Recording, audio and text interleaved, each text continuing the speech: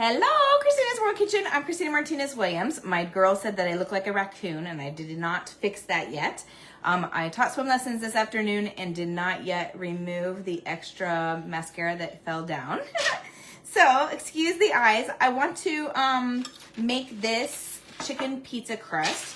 It is not my one that I made recently in Tennessee. This is a different one, and it is a very high protein, low carb one because it has extra protein in lots of ways. So it's one that you're going to blend the crust for. It's a cottage cheese pizza crust, but with chicken as well. So you're going to love it. It tastes amazing, and you can add whatever you want on top of it. So what would you add on yours? I will probably be adding pepperoni and jalapenos and cheese on mine, so even more protein. So first we have 2 eggs that are already in here, and then 1 cup of cottage cheese. Cottage cheese is high in protein and low in carb, and you can't taste, I don't like cottage cheese by itself. I will not eat it by itself, but all of my recipes that use cottage cheese I love, and actually so does everyone, including my husband, who tends to be the most critical of recipes. He loves it too. So it is great, and he doesn't like cottage cheese either. So a cup of cottage cheese, 2 eggs, and now 2 cups of chicken, shredded chicken. It's already cooked, shredded cooked chicken.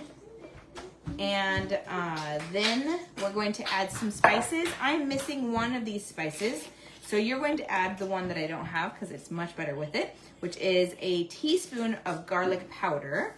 This is now a teaspoon of pink salt because the chicken does not have any spices on it. So a teaspoon of garlic powder, a teaspoon of pink salt, a teaspoon of basil.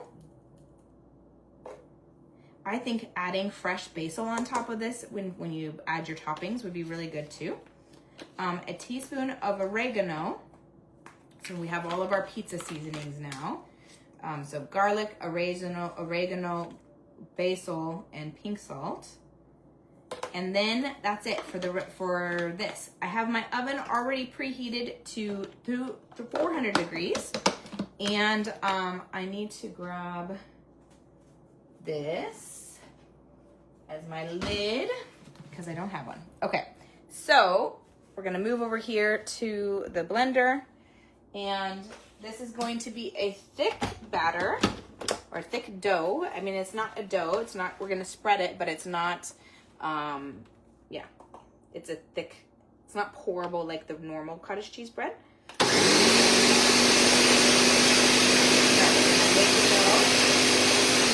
Tell me where you're watching from. Thumbs up, hearts, share this video. This is my look after I get out of the pool teaching swim lessons.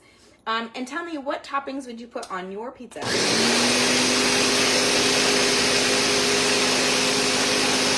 Now you could even use it just as a flatbread. You don't even have to use it for pizza, but you could use it for pizza. You could use it just with cheese. You could put basil and tomatoes and, oh my gosh, I mean, so many options.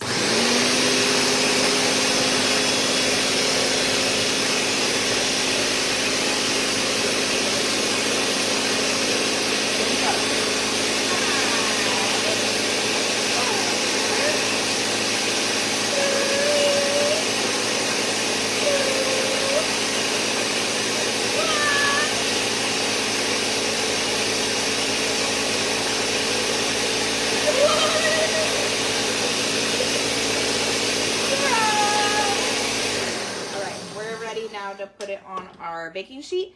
I have a huge baking sheet. I think it's 12 by 17, and I have a piece of parchment already on it, parchment paper. You want 2 pieces of parchment paper for this process because after you bake it for 25 minutes, once it's golden, you're going to flip it, and when you flip it, you're going to use another piece of parchment paper on top with another baking sheet, and then you're going to actually like pull it out, not pull it out, I'm sorry, flip it, and then peel the parchment off the bread. You're not peeling the bread off the parchment, you're peeling the parchment off the bread, and that flip is much easier than if you were to just try to do it yourself. All right, so now we're going to put this all into a rectangle, and we're gonna spread it out so that it's not like overly thick or overly thin in any spot.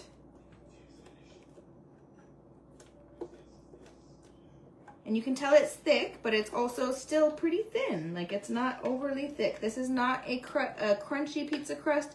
It's not a fluffy pizza crust, but it is a soft pizza crust. And now let me just use my spatula to do all this extra amazing work that spatulas can do to get things out of spaces. And then I always am like, I don't want to miss any of this. Goodness, I don't want it to miss out on being on this sheet. Okay. Now, I'm going to spread this out and make sure that it's all spread. And then what you do after that 20 to 25 minutes, you do want it golden. You're going to take it out of the oven, flip it, and then you're going to add your toppings. And when you add your toppings, you are then going to put it back in the oven for 5 to 7 minutes to let it melt, to let the toppings, like let your cheese melt if you're adding cheese on top. If you're not adding anything else, if it's not golden on both sides, you can tell it needs to be cooked a little bit longer. You can do that for another like 5 to 7 minutes as well, even if you're just using it as a bread. And I just want to make sure that it's even. I see spots that are like full of batter and other spots that are not as thick, and I want it to cook evenly.